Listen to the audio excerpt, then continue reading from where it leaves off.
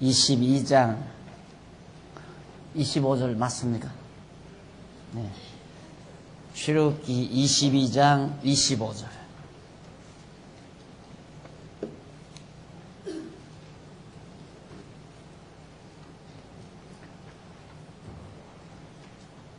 네가 만일 너와 함께한 나의 백성 중 가난한 자에게 돈을 꾸이거든 너는 그에게 체주같이 하지 말며 별일을 받지 말 것이며 네가 만일 이웃의 옷을 전당 잡거든 해가 지기 전에 그에게 돌려보내라. 그 몸을 가릴 것이 이뿐이라.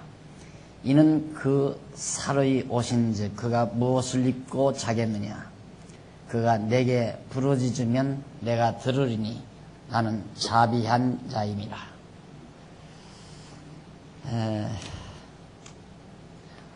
지금 우리는 지난 시간 한 주간 쉬는 가운데 조금 감감하니 내용을 잊으셨으리라 우리가 생각을 합니다.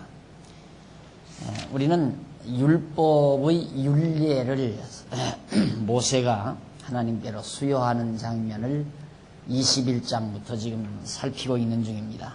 그 가운데 약한 백성에 대한 율례, 즉 힘없고 나약한 백성에 대해서 우리는 어떻게 해야 되는가. 그 힘없고 나약한 백성이 나그네, 고아, 과부들이라고 그렇게 지칭을 합니다. 그러니까 가난한 자, 그러니까 나그네나 고아나 과부 이 모두가 다 가난한 자의 대표적인 인물들이죠.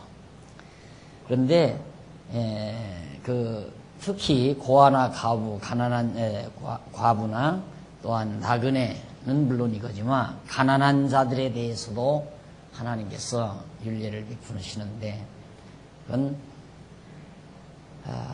돈을 꾸어줄 때에 체주같이 빚을 받을 사람처럼 그렇게 하지 말아라. 다시 말해서 같은 동족이기 때문에 그냥 형제를 돕는다라는 그런 생각을 가지고 돈을 꾸어주어라 그 말입니다. 그러면서 만일 돈을 꾸어줄 때 돈을 받기 위해서 무슨 전당집을 잡았다. 그런데 그 전당을 만약에 잡았다고 한다면 옷을 그 사람이 입고 있는 좋은 옷을 전당 잡았다고 한다면 해지기 전에 돌려보내줘야 된다. 왜냐하면 해가 지면 춥잖아요. 만약에 해가 져서 추워가지고 그 사람이 서글프게 되고 정말 그 어려움을 그 가난한 자가 겪게 되면은 그것을 하나님이 들으신다고 그랬습니다. 남을 억울하게 하거나 남을 정말 슬프게 만드는 일은 그만큼 하나님 앞에 합당하지 못한 것이니까 절대 가난한 형제를 슬프게 하지 말라. 억울하게도 하지 말고. 얼마나 답답하겠어요. 돈이 없어서 꼬갔는데 저당을 잡았는데 옷을 저당 잡았다.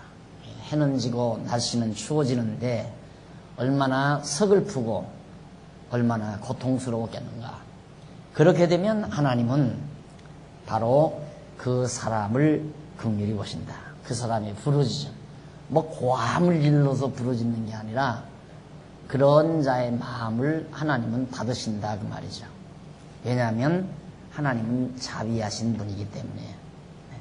그래서 약한 자들을, 가난한 자들을 절대 긍휼히 여겨라 하는 내용을 바로 거기서 말해주는데, 이런 사실은 택한 백성을 부요하게 하시려고 가난한 자가 되어주실 예수 그리스도에 대한 예표로서의 모형과 그림자죠. 예수님께서는 택한 백성을 부욕해 하시려고 친히 가난하게 되셨다. 그것이 고린도서에 나오죠. 고린도서에 보면 부요하신 그가 우리를 위하여 가난하게 되셨다. 이런 사실을 우리가 안다면 우리는 이제 그렇게 생각하잖아요. 구약에 이렇게 가난한 자에게 절대 저당 잡고들랑 그를 서글프게 하지 말라. 그리고 옷을 저당 잡았으면 반드시 해지기 전에 돌려줘라. 이런 말씀들을 우리가 그대로 다 지키려고 생각을 하는 거예요. 구약의 율법을 우리가 다 그대로 지키려고. 그럼 바울이 말한 대로 아무리 율법이라는 것이 10계명만 해도 10가지 아니에요. 10가지고 모든 계명, 율례, 규례, 조항들 따지면 엄청나게 많거든요. 그런데 유대인들이 만들어 놓은 건 뭐 3,000가지라고 내가 얘기를 들은 것 같아요. 한 3,000가지. 그런데 성경은 그렇게 말해요. 이 중에 이걸 다 지키고, 예를 들어서 2,999가지를 이걸 다, 이 모든 걸 다 지키고 하나를 안 지키면 이 모든 걸 다 안 지킨 것이 된다. 그러니까 율법이라고 하는 것은 조항별로 따로따로 떨어지는 것이 아니라 하나로 묶어져 있다.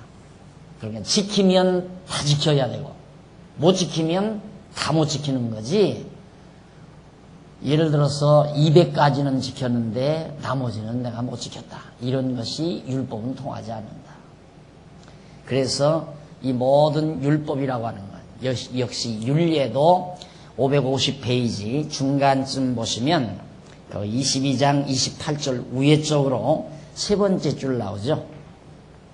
성경 구절 우쪽으로 세 번째 줄 중간에 보시면, 그리고 이러한 율례는 택한 백성을 부요하게 하시려고 가난한 자가 되어 주실 예수 그리스도에 대한 예표로서의 모형과 그림자다. 그러니까 바로 이 가난한 자들에 대한 율례도 장차 가난하게 되실, 즉 우리를 부요케 하시기 위하여 가난한 자가 되어 주실 예수 그리스도에 대한 하나의 모형적 귀한 예언의 말씀이다 하는 것을 우리가 기억하신다면, 바로 예수 그리스도는 이 땅에 오셔서 가난한 우리를 부요하게 해주신, 여기 가난한 자의 율례가 그거 아니에요. 가난한 사람에게 돈을 구워주고 저당짐물을 잡았을 경우 절대 체주처럼 독촉하지 말라. 왜? 그 사람은 가난하니까. 돈을 구워준다는 건 그 사람의 가난을 면케 하는 것 아니겠어요? 그래서 예수님이 오셔서 가난한 우리를 부요하게 해주실 사건에 대한, 진정한 복음적 사건에 대한 하나의 예표로서의 모형과 그림자적 사건이다. 그러니까 그리스도가 다 이루어 주신 거죠. 그리스도가. 근데 그런 분들이 있더라고요. 자기가 어렵게 되니까 돈을 꿔달라고 그러면서 안 꿔주니까 세상 예수 믿는 사람이 그럴 수 있느냐 이거예요.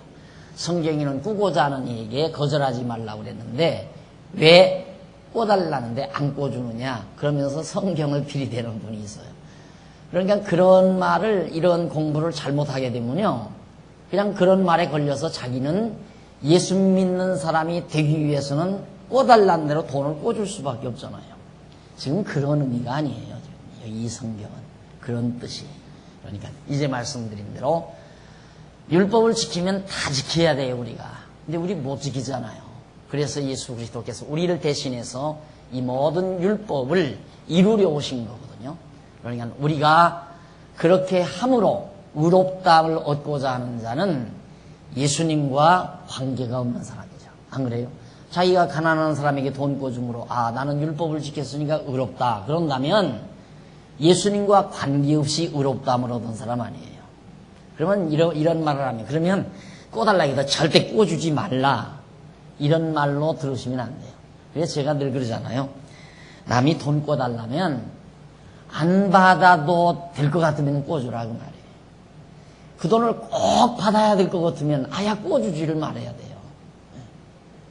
그러니까 바로 이런 성경 말씀에 딱 걸려가지고 성경대로 살기 위해서 돈을 꿔주면 안 된다. 성경이 말하고자 하는 건 그걸 말하는 게 아니니까. 그래서 성경을 올바르게 이해하고 또 뭐 이제는 우리가 성도들끼리 만약에 돈을 꿔달라는 사람부터가 잘못이에요.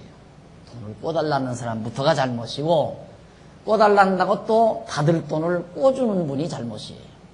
그래서 저는 목회 과정에서 여러 사람 지금 올무에 걸려가지고 고통당하는 것을 제 눈으로 다 확인하고서 합니다.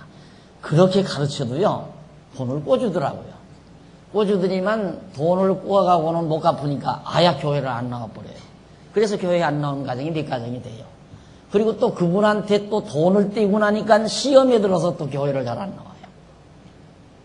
그런 바보짓을 하면 안 돼요. 그러니까 성도들이 만약에 돈을 꿔달라고 하면 100만 원을 꿔달라고 하면 집사님 100만 원은 없고 어려운 모양인데 내게 지금 돈 10만 원 있으니까 우선 급한 대로 쓰시고 갚게 되면 갚고 못 갚으면 마세요 하고 그렇게 줘버리고 말아요. 오죽하면 100만 원을 꿔달라고 그러겠어요. 근데 꿔달라고 하는 돈을 가지고 가서 그 돈이 또 달아나면 다른 사람한테 또 꿔가요. 그러면 그 사람은 완전히 버린다는 말이에요. 그럼 그 사람 아무도 돈 안 꿔주면 굶어 죽으란 얘기냐?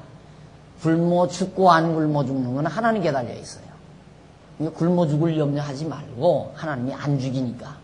무슨 얘기냐면 하나님이 그분을 연단을 시키고 실현을 시키기 위해서 지금 사업을 기울어지게 만들어 가시는 과정인데 자기가 하나님 자리에 앉아서 그 사업 자기가 일으켜 주려고 하는 거예요. 그래서 자기 집담보하고 은행돈 대출에다가 그 돈을 빌려주니까 그 사업 망하니까 자기도 함께 망해버리는 결과가 되는 거죠. 하기야 또 그렇게 해서 그 사람도 같이 망하게 하시려는 하나님의 섭리라면 그럴 수는 있지만은 우리가 이런 말씀에 근거해서 내가 어떻게 돈 꿔주고 체주처럼 달라고 하는가 이렇게 해서 율법을 당신 스스로가 지켜서 의롭다함을 얻으려는 어리석은 생각은 하지 말라 그런 뜻입니다. 그 다음 이제 505페이지 22장 28절로 31절에 오면 지도자에 대한 것과 하나님을 섬기는 율례를 명하는 내용입니다. 너는 재판장을 욕하지 말며 백성의 유사를 저주하지 말지니라. 너는 너의 추수한 것과 너의 짜낸 즙을 드리기에 더디게 말지며 너의 처음 난 아들들을 내게 줄지며 너의 소와 양도 그 일례로 하되 7일 동안 어미와 함께 있게 하다가 8일 만에 내게 줄지니라. 너희는 내게 거룩한 사람이 될지니 들에서 짐승에게 찢긴 것의 고기를 먹지 말고 개에게 던질지니라. 이런 등등의 내용들이 있는데 그 무슨 뜻이냐면 그거 한번 보십시다. 그 밑에 본문은 여호와께서 통치자들을 저주하지 말고 추수한 것과 그 첫 아들과 짐승의 첫 새끼를 여호와께 드리고 거룩한 사람이 되라고 모세에게 명령을 하죠. 그러니까 여기서 명령하는 이대로 해야 거룩한 사람이 돼요. 그런데 거기 유사란 말이 있죠. 유사는 히브리 원문으로 낫이라는 말인데 유사라고 번역을 할 수도 있으나 통치자, 지도자, 통치자라는 그런 뜻이 담겨져 있습니다. 이 백성도 재판장도 통치자를 말하는 다스리는 자. 그러니까 이런 자들을 저주하는 그것 하지 말라. 왜? 넘어가서 506페이지 제일 상단에 저주하는 것은 그러니까 지도자를 저주하는 것은 곧 여호와를 잊어버리고 배반하는 것이 되기 때문이다. 그들의 조상들은 애굽의 재판장과 통치자 아래 다스림을 받아온 자들인데 그런데 여호와께서 백성으로 그들의 무거운 짐 밑에서 벗어나게 하시고 이제는 여호와께서 친히 재판장과 통치자를 세워주신 겁니다.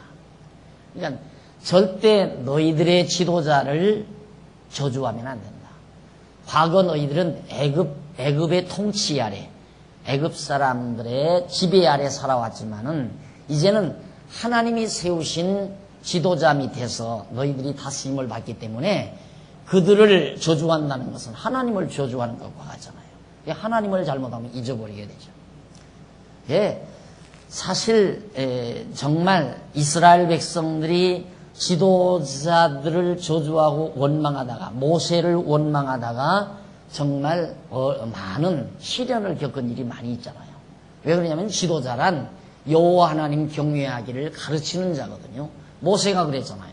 모세가 철저히 하나님 여호와를 경외하며 섬기는 것을 가르치는 이스라엘 민족의 지도자였는데 모세를 배반하다가 많은 무리들이 죽어갔습니다. 모세를 저주하다가. 그걸 이제 오늘날 목사에게다 적용을 해서 목사는 하나님의 통치자, 하나님이 보내주신 정권대사다. 그러니까 목사를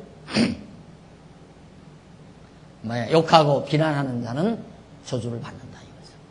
그렇게 해서 이제 많은 성도들에게 바로 이런 성경 구절에다가 적용을 해서 봐라, 지도자 저주하지 말라고 그러느냐, 어디 함부로 주의 종 목사를 험담하고 욕하느냐, 이런 말을 쉽게 오늘날 지도자들이, 오늘날 교회 지도자들이 말하면서 이제 자기들의 권위 확보를 해나가는 것이 오늘의 실정이지만 우리의 진정한 지도자는 예수 그리스도죠.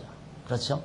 통치자가, 우리의 만왕의 왕이신 통치자는 예수 그리스도예요. 그러니까 그리스도를 저주하는 자는 그건 안 되는 일이죠. 하나님을 배반하는 자이고. 자, 바로 그런데 적용이 되는 말입니다.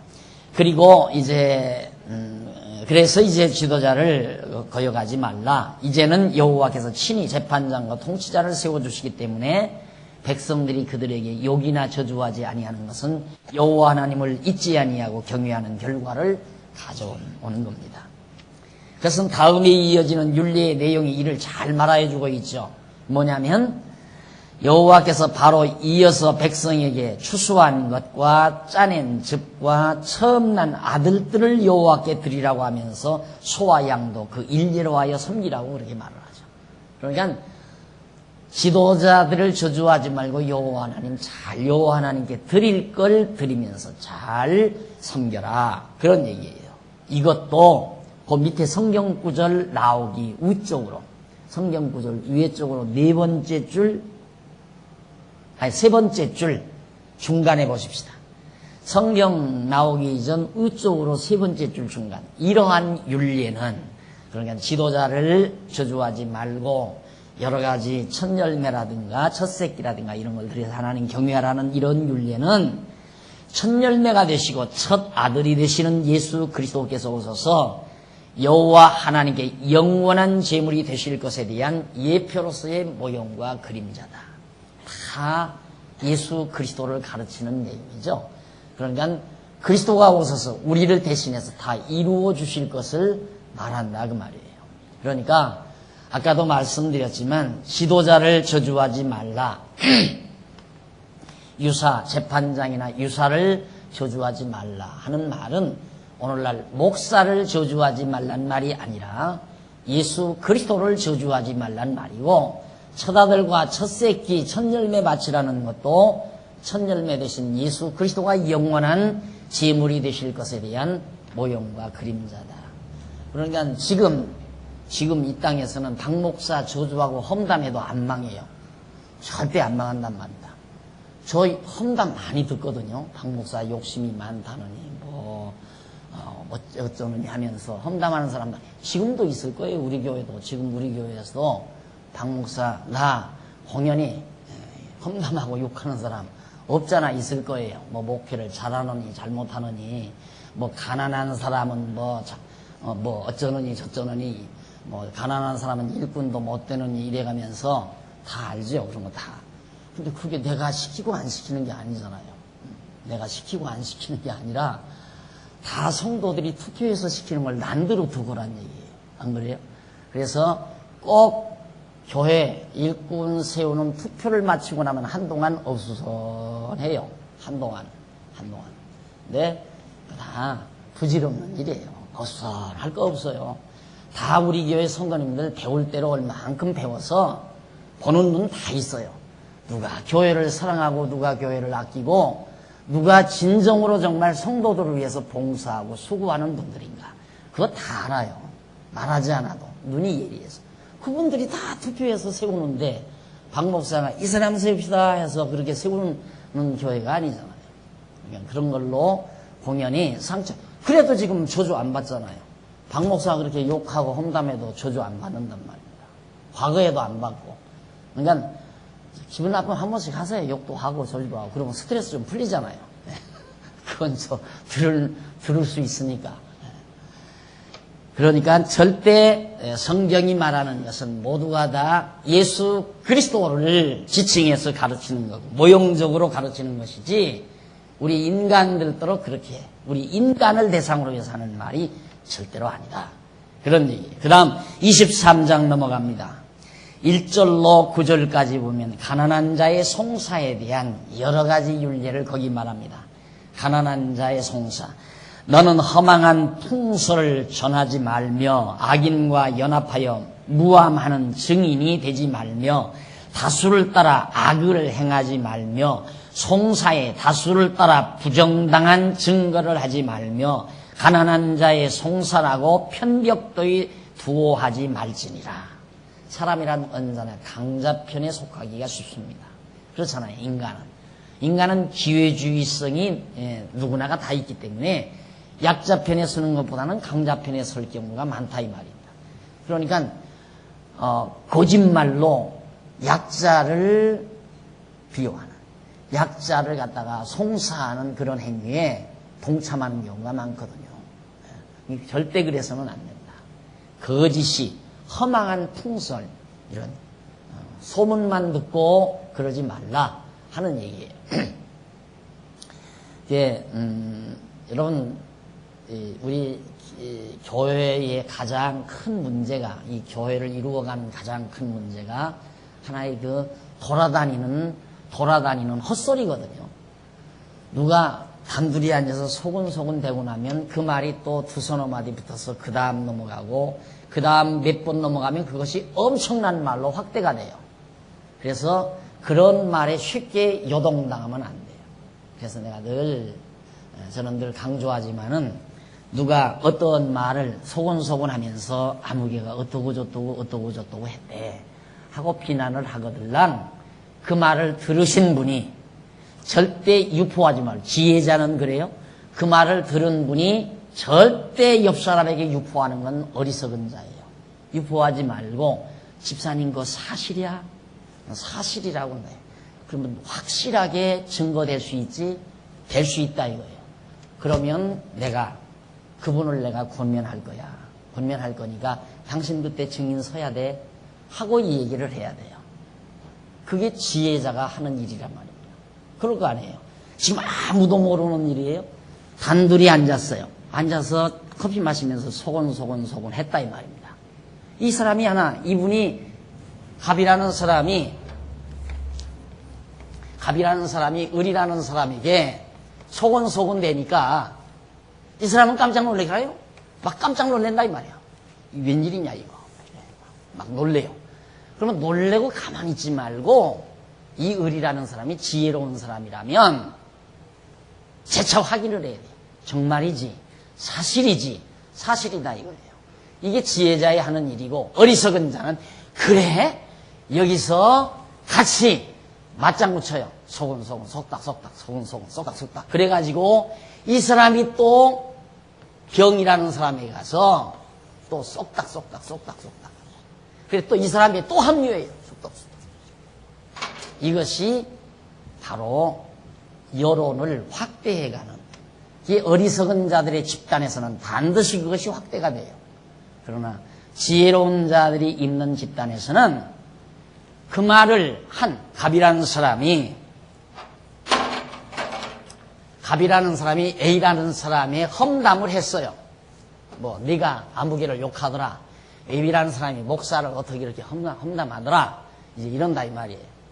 그럼 이 사람이 이 말을 여기다 전했으면 정말 을이라는 사람만 지혜자라도 여기서 끝나요.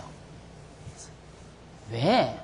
사람이란 목사 욕할 수 있어요. 기분 나쁘니까. 어쩐지 자기 편이 안 들어주는 것 같고 자기를 안 키워주는 것 같으니까 목사 욕할 수 있죠. 목사가 자기를 키워준다고 생각하니까. 키우는 건 말씀 가르쳐서 키우는 거지 내가 어떻게 무슨 권력 있다고 자꾸 키우는 게 아니거든요. 그런데 이 전제주의 사회에서 너무 찌들려진 사람들이라 지도자가 어떻게 하면 다 크는 줄 알아요. 전부 누구를 특별히 누구에게다 힘을 더 실어주더라. 누구를 더 알아주더라. 이런 말 할 수 있다 이 말이에요. 그러면 갑이라는 사람이 그 말 들었으면 인간이기 때문에 그런 말 할 수 있지 하고 끝나는 거예요. 그냥. 알았어요? 이게 진짜 지혜자인데 이 사람이 미련하면 이 사람이 이 말을 한 거 가지고 이 사람 데리고 얘기를 한다 이 말이죠. 그러면 이 사람 말 듣고 이 사람도 함께 맞장구를 치면 되게 어리석은 사람이고 이 사람이 지혜로운 사람 같으면 집사님 그냥 입담으로도 다 사람인지라 속상하면 할 수도 있잖아. 평양감사 이제 임금님도 안 보는 데서 다 욕한다는데 박 목사 하나 욕 못하겠어. 인간이니까 덮어둡시다 하고 끝내든가. 그걸 타이르고 싶은 지혜가 있으면 타이르고 싶은 그런 마음이 있으면 집사님에게 사실이지, 네, 사실이요. 정말 사실이지. 확인한 다음에 가서 집사님 뭐가 그렇게 속상해서 그리고 사랑으로 권면하면서 얘기를 하면 나 그런 소리 안 했어? 이렇게 부정할 수 있잖아요. 그러지 마. 했다는데 왜 안 했다고 그래. 사람인지를 할 수 있는 거니까 다시는 그렇게 안 했으면 좋겠어 하고 영 안 했다면 정의를 갖다 대는 거예요. 이게 성경에서 하라는 얘기예요. 알았어요? 성경에서 그렇게 하라고 말해요. 지금 그런 내용이 여기 나오는 겁니다. 쉽게 말해서. 왜 어리석은 사람들의 모임단체에서는 풍설이 지배해요. 풍설이.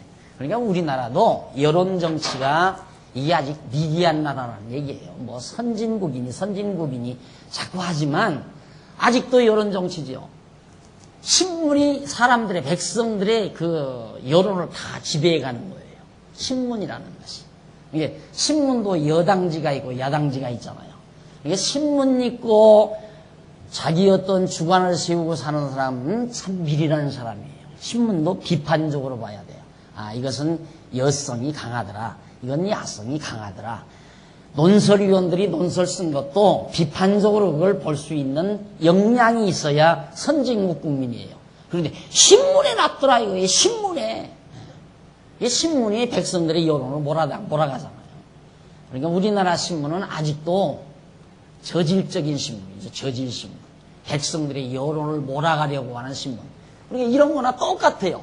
어떤 여론을 환기시켜서 이 사람 하나 죽이려고 하는 거. 얼마나 야비한 거예요. 천박하고 어리석은 거죠. 예.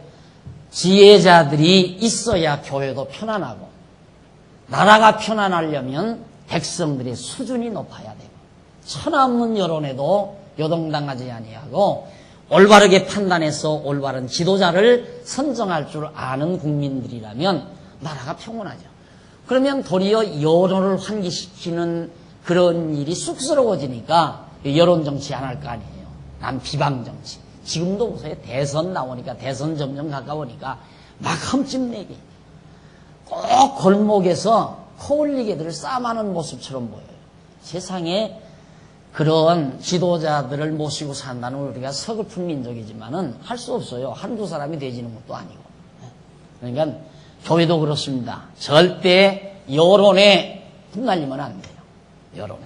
많은 강한 자의 편에서도 안 되고 여기 보면 다수를 따라 악을 행하지 말고 송사를 다수를 따라 부정당한 증거를 하지 말며 가난한 자의 송사라고 편벽되이 도하지 말지니라. 네가 만일 네 원수의 길 잃은 손안아귀를 만나거든 반드시 그 사람에게로 돌릴지며 네가 만일 너를 미워하는 자의 나귀가 짐을 싣고 엎드러짐을 보거든 삼가 두려워 말고 그를 도와 그 짐을 부리울지니라. 너는 가난한 자의 송사라고 공평치 않게 하지 말며 거짓 일을 멀리하며 무죄한 자와 의로운 자를 죽이지 말라. 나는 악인을 의롭다 하지 아니하겠노라. 너는 뇌물을 받지 말며 뇌물은 밝은 자의 눈을 어둡게 하고 의로운 자의 말을 굽게 하느니라. 너는 이방 나그네를 압제하지 말라. 너희가 애굽 땅에서 나그네 되었은즉 나그네의 정병을 아느니라. 이 모든 규례들이 결국은 이것도 역시 하나님 여호와를 잊어버리지 않고 살게 하기 위한 거거든요. 왜냐하면 애굽에서 살 때에는 애굽의 지도자라는 게 전부 폭군 정치였단 말입니다. 그래서 자기들을 잡아다가 노예로 삼아서 강압적으로 노동을 시키고 그렇게 살던 애굽의 통치 밑에서 산 백성들이니까 너희는 이제 구별된 백성으로 가나안 땅 들어가거들란 정말 가난한 자, 힘없는 자, 나약한 자들을 늘 부추기면서 왜 너희들도 애굽 땅에서 힘없이 살아오지 않았느냐 이 말이죠. 그래서 늘 제가 목회하면서도 이런 내용들을 늘 생각을 합니다만은 우리 교회 성도들, 우리 교회 앞서신 분들이 제일 관심을 두어야 될 곳이 어디냐. 이제 막 들어와서 하나님의 말씀을 열심히 공부하고자 하는 분들, 제일 나약한 분들이거든요. 제일 나약한 분들. 거기에 집중적으로 관심을 두어야 된다 하는 말을 늘 제가 강조하기 때문에 많이 지금은 그런 것 같아요. 이제 각 부서에서도 그렇고 새로 오셨다 하면 어떻게든지 배려를 해주고 새로 오신 분들에 대해서 정말 격려도 해주고 그게 바로 같은 형제가 되어지는 중요한 일이죠. 힘없다고 해서 모함해서 죽여버리고 왕따시켜서 그냥 완전히 그 사람을 정말 억울하게 만들고 그런 일들이 백성 안에 있다면 나라의 그 백성들이 불안하고 늘 백성의 불법이 난무하고 부정부패가 난무하는 이런 사회가 되어지니까 돈 받고 판결하고 그런 거 아니에요. 지금 다 모두가 지금 나라가 온통 날치는 게 바로 이 안에 들어있는 이 말씀. 이게 세속적인 나라에서 있을 수 있는 얘기예요. 그러니까 오늘 우리가 그리스도 안에서 살면서 우리가 여호와 하나님 경외하고 산다면 교회 안에서만은 그런 일들이 배제되어져 가게 돼 있죠. 왜? 성령께서 우리를 통치해 가니까. 성령이 각자의 마음을 주관하시고 다스려 가기 때문에 그래서 우리는 정말 아름다운 사회, 이것이 교회 사회 아닙니까? 비록 캄캄한 어두운 밤이지만은 그 밤하늘의 별빛처럼 환한 빛 가운데서 살 수 있는 것이 교회라는 것입니다. 그러니까 우리 교회 안에서 그리스도를 섬기고 여호와 하나님을 경외하며 사는 우리는 이런 부정한 방법으로 뇌물을 받고 판단하거나 또 거짓을 자꾸만 유포하거나 이런 행위가 없는 아름다움, 서로 진실하고 아름다움이 바로 펼쳐나가는 그런 교회, 이것이 그리스도가 통치하는 사회다, 그런 얘기입니다. 그래서 거기도 역시 결론적인 것만 보면 507페이지 그 중간쯤 보면 하나님 섬기는 윤리 우회로 세 번째 줄 나오죠. 거기도 이러한 윤례는, 앞에서 말한 여러 가지 윤례는 세상에서 가난한 나그네와 같은 성도에게 참 선지자이신 예수 그리스도께서 오셔서 참 진리를 전하여 주실 것에 대한 예표로서의 모형과 그림이다. 거짓이 없는 올바른 진리만을 전파해 주는 누가? 참 지도자이신 예수 그리스도가. 그리고 바르게 통치해 주시고 그런 것에 대한 하나의 모형이다. 역시 이것도 그리스도 오심을 예표적으로 약속해 주는 말씀이죠. 자, 양쪽 가로 5번입니다. 양쪽 가로 5번 하나님 섬기는 규례입니다. 그러면 앞에서 여러 가지 율례들을 통하여 가난한 자, 나그네나 고아나 힘없는 자, 약한 백성에 대한 율례를 통하여 여호와 하나님을 잊지 않고 경외하게 만들었다면 그럼 구체적으로 하나님을 섬기는 율례는 뭔가? 하나님을 섬기는 율례가 첫 번째로 23장 10절로 13절 보면 여호와께서 안식년과 일을 지키라고, 연과 일을 지키라는 율례를 명하는 내용입니다. 너는 6년 동안 너의 땅에 파종하여 그 소산을 거두고 제7년에는 갈지 말고 묵여서 두어서 네 백성의 가난한 자로 먹게 하라. 그 남은 것은 들짐승이 먹으리라. 너의 포도원과 감람원도 그리할지니라. 너는 6일 동안에 네 일을 하고 제7일에는 쉬라. 네 소와 나귀가 쉴 것이며 네 계집종의 자식과 나그네가 숨을 돌리리라. 내가 네게 이른 모든 일을 삼가 지키고 다른 일들의 이름은 부르지도 말며 내 입에서 돌리게도 말지니라 하는 말씀입니다.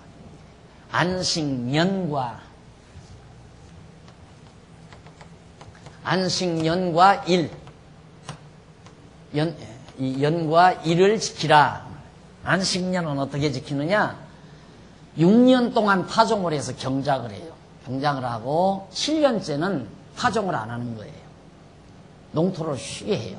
그럼 그 농토에서 자연적으로 나는 곡식들이 있을 거 아니에요. 그냥 저절로 나서 자라는 거. 그건 그냥 짐승들 먹게 놔두라. 거둬들이지 말고. 그리고 일은 어떻게 지키는가? 엿새 동안 일하고 일에 되는 날은 다 짐승까지라도 쉬게 해라. 이유는 뭐냐면 이것도 마찬가지예요. 지금 이스라엘 백성들이 여기 애굽에서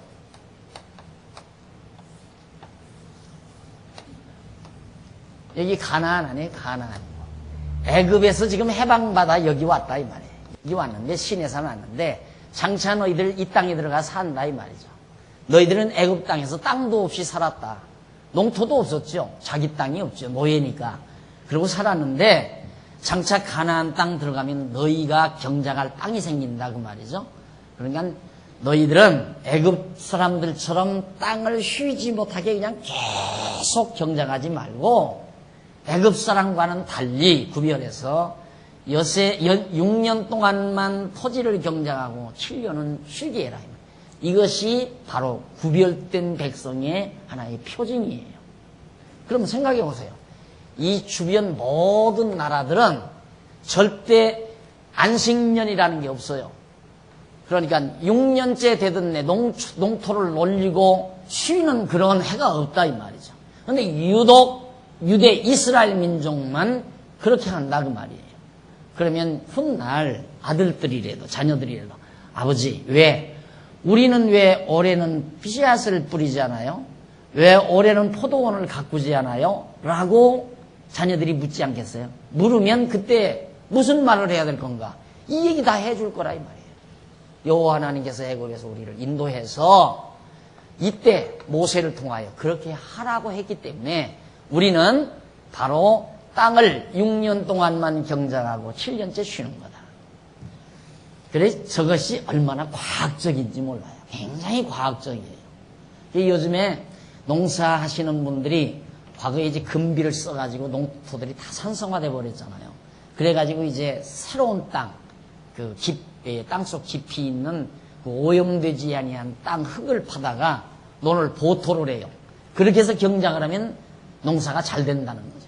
그런데 보토할 것 없이 한 해만 쉬었다 하게 되면 그냥 농사가 잘 되는 거예요. 하나님께서 너무너무 과학적이죠. 근데 자꾸만 성경이 비과학적이라고 하니까 하나님이 최고의 과학자예요. 하나님이 천지 만물을 창조하신 그 원리를 다 아시고 그 원리대로 모든 걸 운행하시기 때문에 하나님만큼 절대적인 과학자가 없잖아요. 그래서 쉬라고 그렇게 해서 이스라엘 민족으로 하여금 여호와 하나님 잊어버리지 않게 하려고. 안식일도 마찬가지죠. 안식일도 왜 지키라고 했는가? 다른 민족들은 안식일이 없어요. 그냥 계속 1년 내내 일만 한다 이 말이죠. 그런데 이스라엘 백성만은 여세 동안 일하고 일에 쉬는 날이에요. 하루를 쉰다 이 말이죠. 아들들이 아버지 오늘은 왜 일을 안 해요? 하면 저에게 해준다. 여호와 하나님이 애굽 땅 종되었던 입에서 우리를 인도해내서 우리 조상들이 애굽에서 하루도 쉬지 못하고 일만 했단다. 하나님이 우리를 인도해내가지고 이 좋은 가나안 땅에 와서 이렇게 여세 동안 일하고 일에 쉴 수 있는 이 복을 우리가 받아 누리고 산단다. 하면서 하나님 여호와 경외하기를 가르치기 위해서 안식년과 안식일을 지키라고 한 거란 말입니다. 그런데 이걸 오늘날에는 이 안식년은 또 안 지켜. 안식일만 지키고. 근데 안식년은 누구만 지키느냐면 목사만 지켜요. 목사만. 이 목사들은 6년 동안 이제 목회를 하고 안식년이라고 해서 미국으로 날아가서 교회에서 돈 다 보내줘가지고 미국 가서 편안히 다 쉬고 있어요. 하와이나 그런 데로 가가지고. 휴양지에 가가지고. 나는 지금 24년째 했거든요. 그런데 24년이면 37년 20일 3번은 내가 지금 나갔다 왔어야 돼요. 네, 3번 홍보사하고 한 번도 안 나갔다 왔습니다. 그런 엉터리가 어디 있어요? 그 온 교인들이 다 쉬어야지, 온 교인들이 다. 안 그래요? 왜 목사만 안식년을 지키냐 이 말이에요, 목사만. 근데 성도들은 또 깜빡 속아. 뭐 이 안식년, 목사이라 안식년이 있습니다. 그러니까 성경에도 안식년이 있더라. 야, 우리 목사님은 정말 성경대로 사시는 목사님이야. 더 위대한 목사야 그분이. 나같이 안식년을 범하는 나 같은 목사는 위대하지 못한 목사고. 이런 말하면 목사 자꾸 헐뜯는다고 해서 안 하려고 해도 열받으니까 하는 거예요. 왜? 나 안 보내주니까 장로님. 왜 안 보내줘요? 이래요, 그래. 그만큼 성경을 보는 시각이 유치하다 그 말이에요. 아주 유치해. 꼭 초등학교 아이들이 보는 성경식이야. 이건 바로 애굽 땅 종되었던 집에서 인도하여 내신 여호와 하나님을 이 가나안 땅 들어가 살면서 잊지 않고 기억하게 하시려고 그런 거예요. 그럼 오늘날 우리에게는 여호와 하나님을 죄와 사망의 법에서 인도하여 내셔서 이렇게 편히 쉼을 얻고 심령에 참 평강을 얻고 살게 해주신 여호와 하나님을 잊지 아니하는 방법이 뭔가? 2000년 전 십자가 위에서 피 흘려 죽으신 예수를 그리스도로 믿는 것. 그게 바로 여호와 하나님을 잊지 아니하는 방법이에요. 예수를 그리스도로 믿는 것.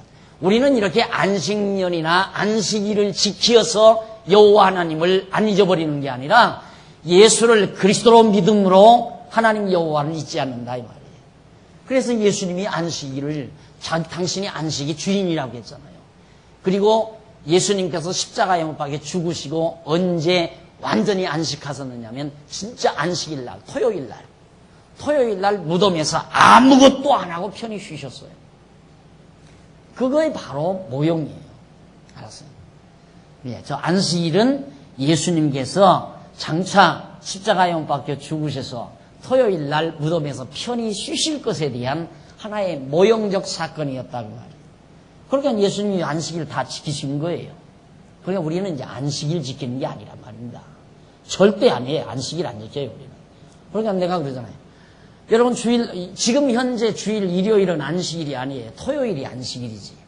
그런데 그것도 또 바꿔놓고 뭐 이유를 붙이지만 이유 없어요. 이유 없어.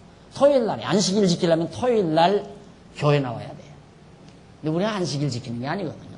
그냥 이런 문화권이 계속 유래가 돼가지고 일주일에 한 번씩 쉬는 그런 전통적인 문화가 이루어진 겁니다.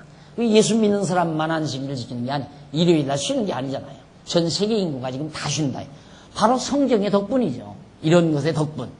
그래서 우리도 모이는 것이 쉬는 날, 직장 안 가는 날, 일하지 않는 날 모이는 게 좋아서 성경 공부를 하는 게 좋아가지고 일요일 날 이렇게 모이는 거니까 성경 공부하기 싫으면 안 나와도 돼요. 절대 안 나와도.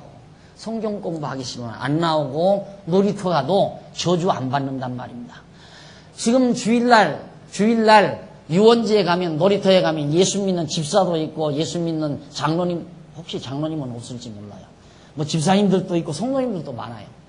그날 직사당한 사람 많아야죠. 왜? 안식일 범하면 죽으니까. 근데 하나도 안 죽잖아요. 물론 교통사고 나서 들어 죽기는 하지만 그게 꼭 예수 믿는 사람만 죽는 건 아니다 말입니다. 이게 절대 지금은 안식일 지키는 게 아니다. 우리는 그냥 모여서 하나님 말씀 공부하고 즐거운 성도들끼리, 서로 가까운 성도들끼리, 친한 성도들끼리 모여서 친교 나누고 즐겁게 하루를 함께 주의 성호를 찬양하며 살아가는 아름다운 삶의 문화지요. 기독교 문화, 주일이라는 게. 그래서 내가 항상 이 예배당을 지면서 그랬어요. 성도님들 이 예배당을 뭐 성전이다 이런 개념 생각하지 말고 우리 성도님들의 주말 별장이라고 생각하시면 틀림이 없습니다. 그렇게 해서 지금 그런 분위기로 만들어가기 위해서 항상 저는 노력을 하죠. 어떻게 하면 성도들이 여기 와서 편안히 하루를 말씀 듣고 즐겁게 친교하며 쉬다 가실 수가 있을까? 초기에는 그래도 좀 여유가 있었더니 좀 공간이 좀 여유가 있던데 이제는 점점 공간이 좁아드니까 어디 편안히 앉을 데가 없으니까 그냥 서성이는 분들이 참 많아가지고 속상해 죽겠어요. 어디 차분하게 들어앉아서 좀 편안히 쉬면서 오손도손 즐거운 담소를 나누면서 시간을 보냈으면 참 좋겠는데 앉을 자리가 없는 거예요. 오면 얼마나 좋아요. 맛이 있든 없든 어쨌든 정성을 다해서 해주는 점심 식사 다 같이 나누고, 여기 오실 때, 주일날 오실 때는 싹 잊어버려야 되거든요. 잊어버려야 되는데, 주일날 예배당에 오면서 벌써 약속을 해요. 예배가 1시 끝나니까, 알았어. 늦어도 1시 반에는 내가 갈게. 다른 약속하고 와요. 그러니까 예배를 드려도 자꾸 시계만 쳐다보는 그런 분은 차라리 와서 공부가 안 돼요. 안 되니까 그냥 그 약속으로 가는 게 나아요. 이게 차라리 그러지 말고 오시려면 아침부터 저녁까지 그냥 느긋하게 여기가 오늘 내 쉼터다라고 편히 쉬는 곳이에요. 예배당이라는 우리 성도님들의 안식처, 편히 쉬는 곳이라 이 말이죠. 그래서 어떻게든지 편히 쉴 수 있게 하기 위해서 제가 이렇게 아주 대폭적으로 나무 딱딱한 나무 의자를 개비한 것도 일주일 내내 수고하셨는데 좀 와서 앉는 자리라도 좀 편안해야 할 거 아니에요. 그래서 아무리 돈이 많이 들어도 이것만은 한다고 제가 고집을 써가지고 좀 해드렸거든요. 더 좋은 걸로 못해서 좀 그렇지만은 알아야 또 이 다음에라도 확 뜯어버리고 더 좋은 걸로 할지. 그런 심정이에요. 여기는 쉬는 곳이에요. 편안히 즐겁게 하나님 여호와 경외하는 자들이 모여서 주를 찬양하고 마음의 모든 근심 걱정 저버리고 말씀을 되새기면서 하루를 즐기는 아름다운 성도의 휴식처. 절대 안식일이나 안식년을 우리가 지금 율법적으로 지키는 것 절대 아니다 하는 것 기억하셔야 됩니다. 그래서 거기 조금 보면 508페이지 중간쯤 보시면 줄바꿈 돼 있죠. 508페이지. 성경에는 안식에 대한 내용이 신구약 전체를 통해 매우 빈번하게 되고 있으며 아주 중요하게 취급되고 있다. 구약에 있어서는 안식이라는 말이 히브리어로 무니하 또는 누하 그리고 사바트라고 하는데 그 뜻은 휴식, 정지, 모든 걸 멈춘다 이 말이에요. 또는 평화, 아주 좋죠. 안식이라는 게 아주 평화를 누리는 것, 편히 쉬는 것, 모든 일을 멈추는 것, 그런 뜻이라 이 말이죠. 아주 고요한 것, 확 자지껄하는 게 아니라 고요한 것, 평온한 것. 이게 너무너무 안식, 가장 인간에게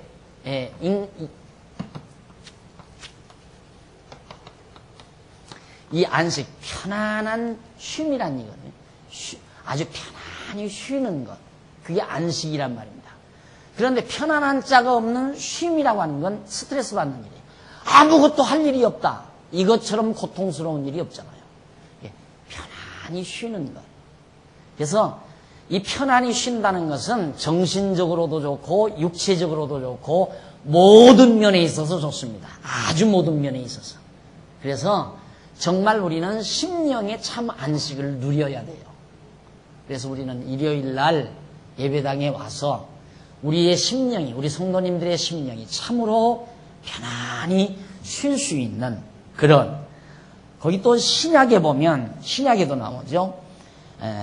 신약에 있어서는 헬라어 원문으로 아나파시우스나 또한 카타파시우스, 카타파우시스, 그리고 사파톤이라는 말인데 그 뜻은 노동으로부터 휴식, 정직, 원기, 회복, 다시 힘을 회복시키는. 너무 우리가 기를 빼버리면, 땅도 그러잖아요. 땅도 너무 지기를 빼버리면 나중에는 곡식 알맹이를 만들어낼 수가 없어요. 그러니까 한 해를 쉬면 지기가 높아져요. 땅의 기가 높아진다 이 말이죠. 그렇게 해서 알곡을 만들어내는 것처럼 인체도 그래요. 인간 인체도 편히 쉰다는 것이 그렇게 좋은 것이다. 기운 떨어진다 이거예요. 기운 떨어지면 뱀 잡아먹어라. 뱀 잡아먹으면 기운 생긴다. 그게 얼마나 어리석은 일인지 몰라요. 심령으로 진짜 심령에 참 편안함을 가지고 쉬게 되면 기운이 펄펄 솟죠. 꼭 사골 구워 먹어야 기운이 솟는 게 아니에요. 뱀 잡아 먹어야 기운 솟는 거예요. 개 잡아 먹어야 기운 솟는 게 아니라 우리 심정이 편안하게 쉼을 얻어야 돼요. 그러면 정말 기운이 솟는다. 원기가 회복된다. 그것이 안식이라는 의미란 말입니다. 그래서 아까 말씀드린 대로 오늘 하나님께서 창조 6일 동안 창조하시고 7일에 쉬신 것처럼 우리로 하여금 쉬라는 얘기죠. 그래서 거기 509페이지에 넘어가서 중간에서 조금 내려가 보면 거기 줄바꾼 곳 나옵니다. 거기 보면 모형적인 안식은 크게 두 가지로 분류되는데 하나는 신의 산 안식이고 다른 하나는 가나안 안식이다. 이 안식들은 에덴의 원형적인 하나님의 안식을 아담이 상실한 후에 구약 시대에 하나님께서 모형적으로 이스라엘 백성에게 계시하신 안식들이다. 하나님께서 천지만물을 창조하시고 제7일에 하나님도 쉬셨잖아요. 그것도 하나의 이제 인간들을 쉬게 하시려는 하나님의 섭리였죠. 이런 것들이 바로 하나님의 안식의 원형이었는데 그 다음 이제 가나안 땅 들어가서 저 땅에 들어가서 안식을 누리라. 오늘 우리에게 있어서는 예수 그리스도를 영접하고 그리고 심령의 참 평안함을 얻게 하기 위한. 그래서 예수님이 오셔서 하시는 말씀이 수고하고 무거운 짐진 자들아 다 내게로 오라. 내가 너희를 편안한 자죠? 편히 쉬게 하리라. 이 말이에요. 안식을 주리라 그 말이에요. 예수님이 주시는 안식을 우리가 누리고 사는 거예요. 이것이 진짜 안식이지 주일날 밥도 안 해먹고 주일날 여행도 안 하고 그것이 안식이 아니에요. 주일날 뭐 짜장면도 안 싸먹고 밥도 안 싸먹고 그런 것이 안식을 지킨다고 생각하면 큰 착각이에요.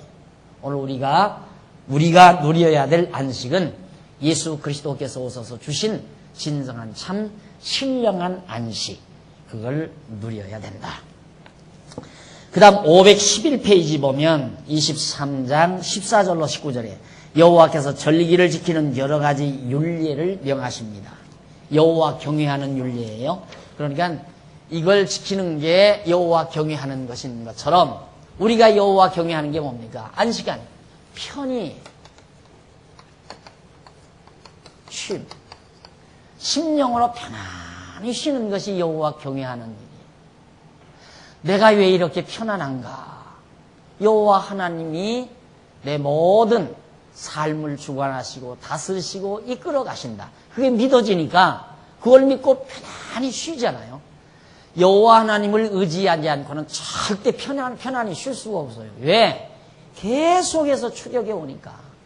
내가 조금이라도 멈춰 서 있으면 뒤에서 쫓아오는 사람이 나를 추월할 거라는 불안감 때문에 쉴 틈이 없어요. 죽으라고 뛰는 거죠. 죽으라고. 맨발로 뛰는 거예요. 그것이 경쟁사회가 낳는 결함입니다. 그래서 이 경쟁사회 속에서 40대 젊은이들이 퍽퍽 쓰러지는 이유가 이걸 누릴 수가 없습니다. 이걸 못 누립니다. 예, 여호와 하나님 경외하는 믿음 없이는 편히 쉴 수가 없어요. 안 그래요? 지금 예를 들어서 어느 누구가 지금 내 사업을 뒤엎기 위해서 막 분주히 뛰고 있다 했을 때, 야, 저놈이 내 사업 덮치지 못하기 위해서 나도 더 노력해야지. 언제 쉬는 날이 있겠어요? 밤낮으로 뛰어야죠. 그러나 하나님 여호와를 깨닫고 알기만 알면 엎어지는 것도 하나님의 뜻에 달려있고 뒤집어지는 것도 하나님의 뜻에 달려있다. 하나님께서 다 정하신 뜻대로 이끌어져 간다는 확신만 있으면 편안히 쉬죠. 진짜 편안히 쉬죠. 다윗이 그래서 바로 그 말이에요. 다윗이 자기는 이루지 못할 높은 꿈을 꾸지 않는다. 이 말이에요. 이루지 못할 일은 내가 힘쓰지 아니합니다. 이루지 못할 일이란 뭡니까? 하나님께서 정해놓지 아니한 일은 이루지 못할 일이에요. 그러나 하나님이 이미 정해놓은 일은 이루어질 일이죠. 그래서 자기 마음이 어떻게 되는가? 젖된 아이가 어린아이 품에서 젖된 아이 마음이 편안하듯이 그렇게 자기는 평온하다. 그리고 다윗이 노래하는 겁니다. 그러니까 하나님 여호와 경외하지 않고는 안식이라는 게 없어요. 저 안식을 지켜야 하나님 여호와 경외하기를 잊어버리지 않는다. 이 말. 날짜를 지켜야 잊어버리지 않는 게 아니라. 그래서 내가 늘 강조하기를 심령의 평안함과는 아무것하고도 바꾸지 말라. 천하 없는 황금 덩어리하고도 바꾸지 말라 그 말이에요. 심령의 평강하고. 예, 불안, 초조, 근심, 걱정 이거 없어야 편안하잖아요. 예, 다윗이 왕이 돼가지고 계속해서 이방 민족들이 쳐들어오는데 언제 편안할 날이 있어요? 절대 편안할 날이 없어요. 그런데 하나님께서 다윗에게 이 편안함을 주시죠. 왜? 다윗에게 하나님께서 약속하신 말씀, 내 왕위가 영원하리라는 그 약속 한마디가 다윗을 편안하게 만드네. 너희들 아무리 쳐들어와 봤댔자 우리 왕국을 너희들이 덮치지 못한다. 이게 믿어지니까 편안히 잠이 드는 거예요. 그래서 사랑하는 자에게 잠을 주시는도다. 불안하면 잠 못 자잖아요. 근심 걱정이 있으면 잠 못 자고. 그런데 다윗은 편안히 잠을 잤다. 왜? 하나님께서 자기를 사랑하기 때문에 사랑하는 자기에게 그 잠을 주셨다 그 말이에요. 그래서 하나님 여호와 경외하면서 편안히 심령으로 편안히 쉬라니까. 아무것도 까딱하지 않고 의자에 가만히 그건 편안한 게 아니에요. 구류 사는 거예요. 구류. 육체의 편안함은 스트레스를 낳아요. 육체의 편안함. 그 나태, 태만 여기에서 오는 거거든요. 그 나태와 태만은 정신적인 심령으로 병드는 사람이에요. 나태와 태만을 가진 사람. 그런데 심령으로 편안한 사람은 아까 말한 원기가 자꾸 회복되잖아요. 원기가 회복이 되니까 육신적으로는 발랄하게 늘 활동을 해도 지침이 없죠. 지침이. 피곤을 모른다 이 말이에요. 원기가 자꾸 솟아나니까. 심령으로 편안하니까. 이것이 바로 우리가 누려야 될 진정한 참 안식이고 우리가 지켜야 될 안식이다. 날짜 안식이 아니라 우리의 심령의 안식이다. 이 안식일에 대해서 확실히 하셨죠. 마음이 편안하게 심정이 편안하게 안식일을 지키는 사람은 하나님 여호와 잘 경외하는 사람이다. 하나님 여호와 경외하기처럼 쉬운 게 어디 있어요? 얼마나 쉬워요. 가서 뭐 이렇게 1000번 절할 필요도 없고 100번 절할 필요도 없고 어떻게 뭘 행동으로 하는 것도 아니고 뭘 돈 들어가는 것도 아니에요.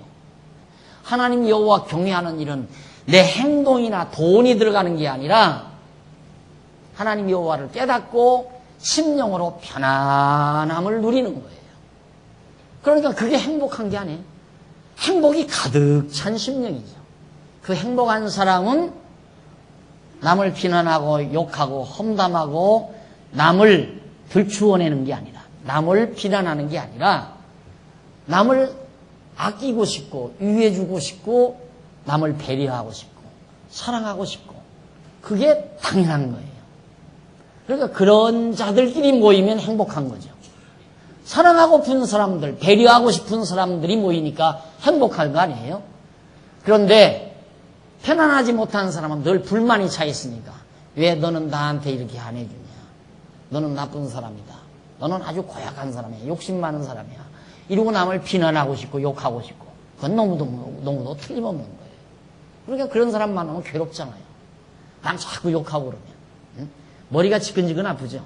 이제 여러분의 신앙 상태를 점검하려면 누가 남의 말 하는 소리 들으면 슬슬 희열이 솟아오르면 형편없는 사람이구나 내가. 그렇게 알면 돼요. 그런데 남을 비난하고 험담하는 말을 들으면 골치가 지끈지끈하면 되먹은 사람이에요. 그 사람은 되먹은 사람. 아유 집사님 듣기 싫어. 사람 다 그런 거 아니야? 다 우리도 그랬지 뭐. 안 그래요? 그 집사 참 못돼 먹었어. 아주 못돼 먹었어. 뭐 성격이 고약하고 뭐 어쩌고 저쩌고 잘난 척하고 뭐 험담 막 늘어놓죠. 그러면 아이고 집사님 머리 아파. 우리도 다 그랬잖아. 인간은 다 그런 거지 뭐야. 아 그만둬. 그게 지혜자예요. 그래서 이 안식 굉장히 이거 지켜야 돼요. 꼭 지켜야 돼요. 우리의 심령의 안식을 지켜야 된다 이 말이죠. 자, 그 다음 이제 응? 절기. 23장 14절 이하죠? 아니, 거기 했나? 예? 맞아요. 그 절기. 23장 511페이지. 여호와께서 절기를 지키는 여러 가지 율례를 말해줍니다. 절기를 지키는 여러 가지 율례. 여러 가지 율례를 말해주는데 그 율례들이 어떠한 절기들에 대한 율례인가를 우리 차 한 잔 들고 계속해서 말씀합니다.